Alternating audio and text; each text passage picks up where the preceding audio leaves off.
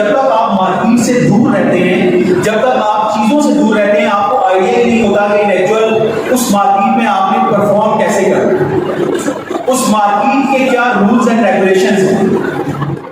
आपको धक्का देना मकसद नहीं है। इन एक्चुअल मार्केट स्ट्रेटजीज का हिस्सा है, बहुत सारे लोगों का बिजनेस है, लेकिन हम जो है हम Amazon को एक प्रॉपर वे में कंसीडर करते हैं। आपका स्टार्टअप कहां से होना चाहिए? आपका स्टार्टअप होना चाहिए लोकल ई कॉमर्स प्लेटफॉर्म से। जब आप लोकल ई कॉमर्स को अंडरस्टैंड करोगे, देन आप किसी भी बड़े प्लेटफॉर्म पर जाकर परफॉर्म कर सकते हैं। उसके बाद सेकंड थर्ड पॉइंट पर जो है, थर्ड स्टेप के ऊपर जो है वो हम जाते हैं Amazon किसी भी बड़ी मार्केट प्लेस के अंदर।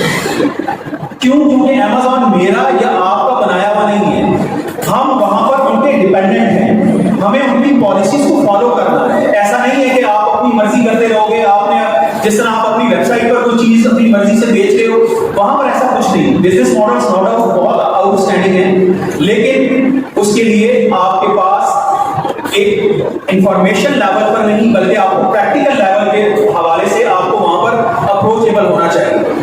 जब तक आपकी स्किल्स उस लेवल की नहीं है, आपका फेलियर है वहां।